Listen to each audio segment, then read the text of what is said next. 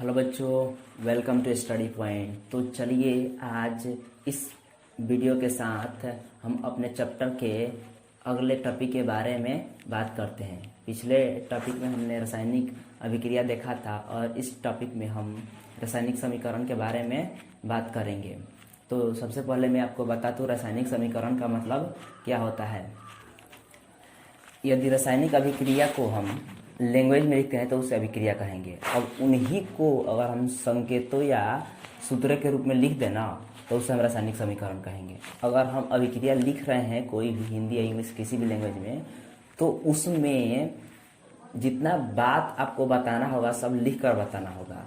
और रासायनिक समीकरण में आप केवल सिंबल को सेट कर देंगे जिससे आपको यह पता चल जाएगा कि यह रासायनिक अभिक्रिया क्या कहना चाहता है। जैसे एक उदाहरण के साथ समझाते हैं। जैसे किताब का एक उदाहरण है कि मैग्नीशियम को ऑक्सीजन के साथ जब मिलाते हैं तो वह मैग्नीशियम ऑक्साइड देता है। तो इसको हम ऐसे लिख सकते हैं कि मैग्नीशियम जब ऑक्सीजन से मिलता है या फिर मैग्नीशियम को जलाने पर मैग्नीशियम ऑक्साइड प्राप्त होता है और साथ में कुछ ऊष्मा भी निकलता है।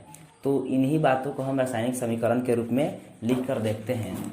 जी आप जानते हैं मैग्नीशियम एक क्या है, ठोस है। मैग्नीशियम क्या है, ठोस है। तो ठोस के लिए सॉलिड के रूप में लिखते हैं। ऑक्सीजन से मिलाना है तो ऑक्सीजन क्या है, गैस है। जब ये जल कर नया पदार्थ के रूप में बनता है तो वह क्या बनता है, मैग्नीशियम ऑक्साइड। और ऑक्साइड क्या होता है, गैस होता है। अब यह गैस के रूप में बन गया MgO। अब यह गैस हो गया है, साथ में इसके ऊर्जा भी निकलेगा, वो भी ऊष्मा के रूप में। अब ये रासायनिक समीकरण अपने आप में बहुत बड़ी बातें कर दिया। अब यहाँ पे आपको लिखना नहीं पड़ा कि मैग्नीशियम सॉलिड है, ठोस है, क्या है, ये सब दिखा रहा है। अभी इसमें बहुत सारा बात छिपा हुआ है। अब ये ऐसे ही नहीं जल जाएंगे, ये ऐसे ही कुछ नहीं बन जाएंगे, इसमें बहुत सारा बात है। ये आपका पुराना पाठ है। अब इन चीज से एक हमें नया पाठ मिला हुआ है, तो इन सबको हम अभिकारक कहते हैं। इन सबको हम अभिकारक कहते हैं और ये सब प्रतिफल है। इधर जितना बनेगा सब प्रतिफल है। तीर के इधर जो बनेगा वो भी अभिकारक है। और यह आपका एरो क्या दिखा रहा है, दिशा दिखा रहा है। किस चीज का दिशा दिखा रहा है, तो अभिक्रिया किधर हुआ है। अब यहाँ पे अगर इस पे हम कुछ दे दे, टेम्परेचर दे दे, तापमान दे दे, ताप दे दे या फिर दाब दे दे, तो इस अभिक्रिया को या तो और तेज कर देगा या फिर धीमा कर देगा, जिससे यह अभिक्रिया पूर्ण रूप से होने लगेगा। मान लो इसमें हमें ताप देना है, किसी अन्य में ताप घटाना होता है, किसी में दाब देना होता है, किसी में अन्य चीजें, किसी में ऊष्मा देना होता है। तो जो देते हैं इन अभिक्रियाओं को करने के लिए ना, उन्हें हम उत्प्रेरक कहते हैं। तो जैसे ये सब क्या हो गया, ये सब उत्प्रेरक हो गया। अब उत्प्रेरक क्या है, तो उत्प्रेरक के बारे में जान लीजिए। यह किसी भी रिएक्शन को कंप्लीट करने में मदद करते हैं, ठीक है ना। एज ए गार्डियन समझ लीजिए। जैसे किसी बच्चे को पढ़ने के लिए टीचर की आवश्यकता होती है, उसी प्रकार इन अभिक्रियाओं को होने के लिए उत्प्रेरक की आवश्यकता होती है। अब यह पूर्ण रूप से आपको समझ में आ रहा है कि एक रिएक्शन कितनी बातों को बता रहा है। अब इन्हीं रिएक्शन को हम समीकरण के नाम से जानते हैं। एक और उदाहरण के साथ चलते हैं। आप जानते हैं कि हाइड्रोजन के साथ जब ऑक्सीजन मिलता है तो जल का निर्माण करता है। अब इसमें देखिए हाइड्रोजन क्या है, हाइड्रोजन गैस है, तो यहाँ पे G लिख देंगे तो यह पता चला गैस है। ऑक्सीजन क्या है, गैस है। और जल क्या है, लिक्विड है, ठीक है ना। अब ये क्या दिखा रहा है, बहुत सारा बात दिखा रहा है यहाँ पे। और यहाँ पे हम ऐसे कर देते हैं, इसका मतलब कोई उत्प्रेरक दिए हैं। अब यह उत्प्रेरक ऊष्मा का सिंबल है, इसका मतलब हो गया कि हम इसको ऊष्मा दिए हैं। अगर हम इसी को रिवर्स करते हैं, H2O को जब रिवर्स करते हैं तो H2 + O2 में रिवर्स बनता है, लेकिन इसमें ऊष्मा नहीं, विद्युत देना पड़ता है। तो विद्युत का सिंबल ये है I, ठीक है। अब ये तो हो गया एग्जाम्पल के साथ रासायनिक अभिक्रिया एवं समीकरण और उनके पद जिनके बारे में आपको जानना था वो जान लिए। अब हमारा नेक्स्ट टॉपिक ये रहेगा ना कि इन सब में गैस सॉलिड तो बता दिए, लेकिन और भी तो होते हैं ना।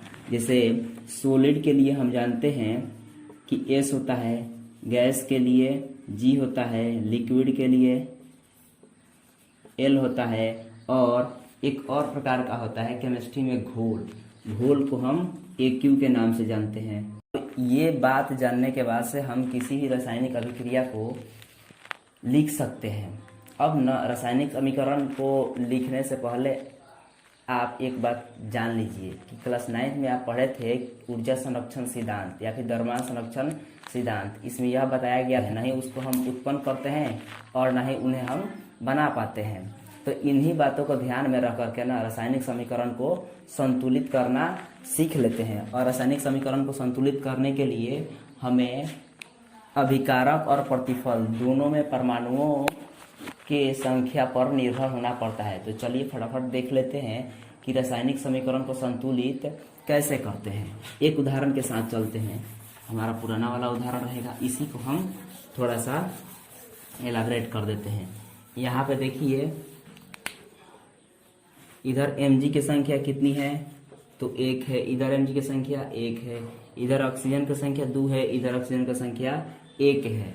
अब यहाँ पे हो गया गड़बड़, क्योंकि हम जानते हैं कि जितना परमाणु हम देंगे वो उतना ही रहेगा, वो ना बेसी होगा और ना ही घटेगा। अगर कम बेस हो गया है तो उसको देना पड़ेगा।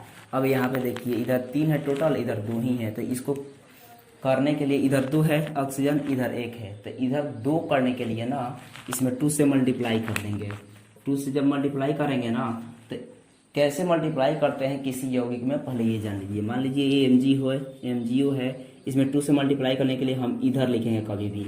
और इधर लिख रहे हैं या फिर इधर लिख रहे हैं तो ये गलत हो जाएगा। ये पूर्ण रूप से अपने साथ जो परमाणु लाता है ना उसी को नीचे लिखते हैं, जो हम देते हैं ना उसको साइड में लिखते हैं इधर की ओर, ठीक है ना। या फिर ये सब में करना हो तो ब्रैकेट में दे सकते हैं, ठीक है ना। अब देखिए और 2 से मल्टीप्लाई किए इधर ऑक्सीजन में तो 2 इधर दे दिए, तो हमारा ऑक्सीजन तो 2 हो गया, लेकिन मैग्नीशियम भी यहाँ पे 2 हो गया, क्योंकि मैग्नीशियम इधर 2 हो गया। अब मैग्नीशियम 2 हो गया तो इधर के मैग्नीशियम की संख्या में कमी हो गई, तो इनको भी 2 देना पड़ेगा। तो 2 से मल्टीप्लाई किए, इधर भी 2 से मल्टीप्लाई किए, ये हमारा संतुलित रासायनिक समीकरण बनकर तैयार हो गया। एक और उदाहरण लेते हैं, जैसे H2 प्लस O2 मिलकर H2O बनाते हैं। इधर हाइड्रोजन की संख्या 2, इधर ऑक्सीजन की संख्या 2, इधर हाइड्रोजन की संख्या 2 और ऑक्सीजन की संख्या 1 है। यहाँ पे ऑक्सीजन में अनबैलेंस है, बैलेंस नहीं है, बराबर नहीं है। तो इनको बराबर करने के लिए हमें क्या करना पड़ेगा, ऑक्सीजन को बढ़ाना पड़ेगा। तो फिर ऑक्सीजन को हम चलिए बढ़ाते हैं। अब इसको 2 करना है, इधर 2 है, इधर 2 करना है, तो इसके लिए हम 2 लिख दिए। अब ये ऑक्सीजन तो 2 हो गया, लेकिन हाइड्रोजन 2 × 2 4 हो गया। तो इसके लिए 4 करने के लिए इधर भी 2 करेंगे तो 2 2 4 हो जाएगा। ये हमारा संतुलित रासायनिक समीकरण बन चुका है। अब इस प्रकार किताब में और भी बहुत सारे रासायनिक अभिक्रिया समीकरण को दिया है, आप उसको बैठकर बनाइए। अगर नहीं बनता है तो आप कमेंट सेक्शन में हमें पूछ सकते हैं, और आप कभी भी पूछने के लिए फ्री हैं, और उस पर हम अमल ज़रूर करेंगे। अगर समझ में नहीं आया हो तो ज़रूर बोलिए। जो भी अगर आपको कमी लग रहा है, आपको बोलने का और पूछने का पूरा हक है, और हमें उस पर अमल ज़रूर करेंगे और सुधार ज़रूर लाएंगे। वैसे तो हम लोग अभी नए हैं फिर भी, लेकिन हम लोग का पूरा कोशिश है कि बच्चों तक अच्छे से अच्छे स्टडी और डाटा दिया जाए, ताकि वो कहीं भी जाए तो आसानी से पढ़ पाए। तब तक अब किताब को जाइए बनाइए, और फिर अगले टॉपिक में मिलते हैं। तब तक के लिए